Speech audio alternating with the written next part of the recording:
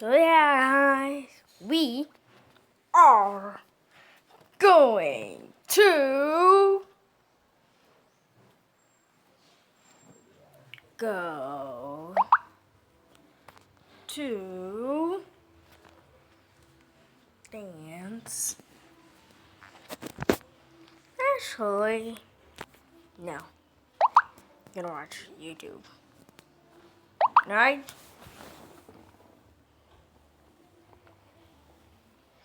I know I'm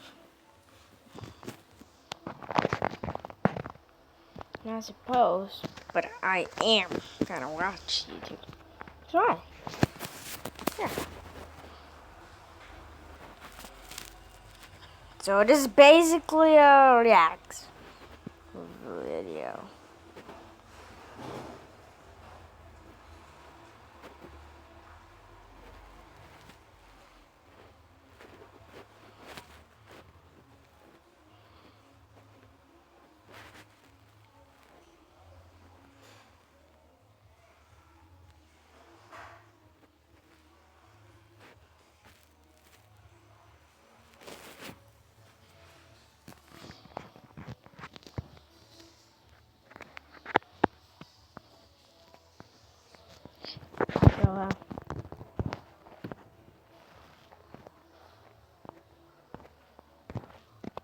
So, guess what? How to not make a language.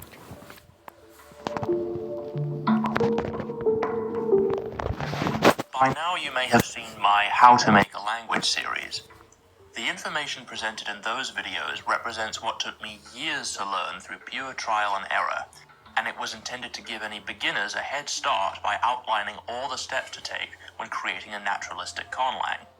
However, just as important as discussing the things you should do when making a conlang is detailing what you shouldn't do when making a conlang, as there are a number of common perils that beginning conlangers might fall victim to. And what better way to teach you how to avoid these than to let you learn from my mistakes? Today, we're going to have a look at Thandian, the first conlang I ever made. And, I'm not gonna lie, this is going to hurt. This thing has been collecting dust on my hard drive for years now, and to this day I still can't stand to look at it. But now I'm finally going to put aside my shame and look back through this ill-begotten mess in the hopes that anyone watching this may avoid suffering the same fate that I did. And before Conlang Critic can somehow get his hands on it. But before we get to the language itself, let's start with a little stalling. I mean, background. E esse aqui errou de novo, mas olha o que a Perplexity me respondeu. A Perplexity é aplicativo gratuito que te dá respostas instantâneas para... Background. I first had the idea to make my own language about 6 years ago. I was reading The Silmarillion by J.R.R. Tolkien, and the thing that caught my attention most of all was the portrayal and application of the Elvish languages, which were featured pervasively throughout the text. I had already known that Tolkien had created his own languages for his legendarium, but this was the first evidence I had that there was actual structure behind it. It clearly wasn't random gibberish. There was very apparent systematicity to it, and it reinforced the feeling that Middle-earth had an intricately fleshed out history and background of which the reader was being exposed to only a small fraction. And so I thought to myself, wouldn't it be cool if I could do something similar? At the time, I had a world-building project I was working on for an RPG group I was involved with, and I thought I'd try my hand at creating a language for that setting to pull off a similar effect. Now, by this point, the only language that I understood the grammar of on a technical level was Latin, since I'd studied it in high school and tried to teach it to myself for a few years afterward. And so when it came to my own language, I kept all the grammar of Latin intact and just changed the phonological forms of the roots and affixes, producing a one-to-one relex of Latin. The only aspect of grammar that I changed was reducing Latin's 5 declensions and 4 verb conjugations down to exactly 1 noun declension and 1 verb conjugation. Because why would I possibly want more than 1? That would just be confusing. And so I happily went along coining new words as I needed them and working with a grammar that I was already familiar with. But that all changed when I went to Turkey for the first time in 2013. It suddenly struck me one morning, about 3 months before the trip, that I should, for no particular reason, tried learning as much Turkish as I could in the time I had, just to see how much I could actually accomplish. I had mixed success, but I kept on with it even after I got back home, and I'm still steadily learning it to this day. But in studying Turkish, I was exposed to linguistic features and structures I never would have thought possible. Things like agglutination, negative conjugations, question auxiliaries, and evidentiality. This totally revolutionized my view of how language could work. So naturally, I decided to take all the new features I'd seen in Turkish and include them in my language as well. As I continued learning Turkish, I started developing interest in other languages: Greek, Finnish, Mandarin, and classical Nahuatl, to name a few. And all the new grammatical concepts I came across were copied wholesale into my burgeoning language. And as I did this, I found more and more satisfaction in developing the language further, to the point of neglecting all the other elements of the world I was creating. My language was no longer just a small facet of the world-building process, it became a hobby independent of the project it was part of. I would spend hours ravenously looking through Wikipedia pages for new elements of grammar, and every time I came across something I'd never seen before, I said to myself, well, I gotta put this in there too. Even if it made absolutely no sense with how the language worked already. Oh, what's this? Switch reference? That's neat. I'll throw that in as well, even though I already have multiple systems of reference tracking. And what's that? Some languages distinguish alienable and inalienable possession? Well, I'm going to use that too, even though I've already got 3 different ways of marking possession.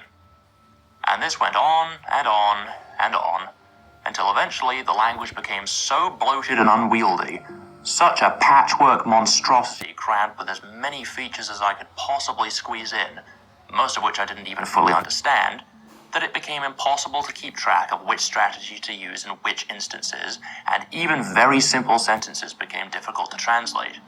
Until finally, I had to take a step back and see my beloved creation for what it had become. Utter trash. And after investing a year's worth of work into it, I was forced to consign Thandian to an isolated corner of my con lane. Wait, we gotta come back.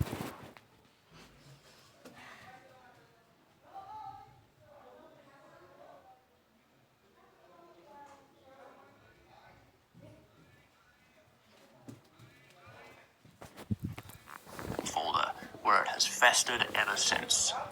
Until today. So, let's take a closer look and dissect the hulking corpse of this linguistic abomination to see what went so horribly wrong. Oh boy, what have I got myself into? Let's start with the phonology, if you could even call it that. This is the consonant inventory of Thandian. Does that seem familiar to you at all? Here, maybe this will help. Yep, exactly the same as English. And the vowels aren't much better either, basically just English's vowel inventory with a bit less variation. This seems to have been one area where I was apparently very reticent to deviate from English. At the time, my understanding of phonology more or less boiled down to, there's all the sounds we have in English, and then there's a couple of other weird ones, but I don't want to include any of those because I don't want my language to be weird. And of course, there was no allophonic variation of any kind, at least none that I defined explicitly, and there were no rules for defining syllable shapes or phonotactics. I didn't even know how the IPA worked at the time, so all that was well beyond me. Oh, wow. I would have thought coming up with a bad romanization system for a language that has pretty much exactly the same phonetic inventory as English would be basically impossible, but somehow I managed it. Using E, I, and O for I, and O makes enough sense, as does using the schwa for but the good stuff ends there. A contrasts with R, so I decided to represent the former with an A, and the latter with a double A. And if there were ever any doubts that I'm a native English speaker, I decided to romanize oo and E with a double O and double E respectively.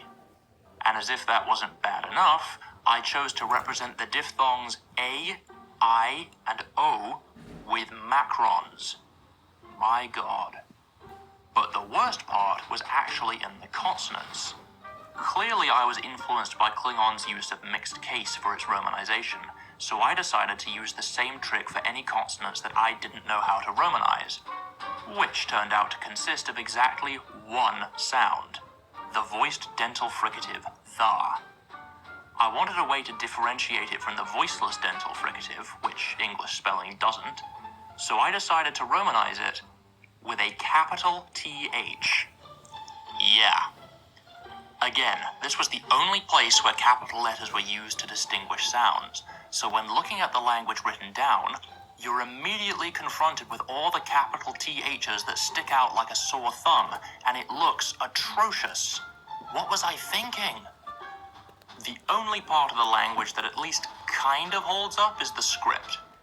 It's got a fairly consistent aesthetic to it, and I went to the trouble of actually adding serifs to make it look like it was carved into stone, which is what I was going for.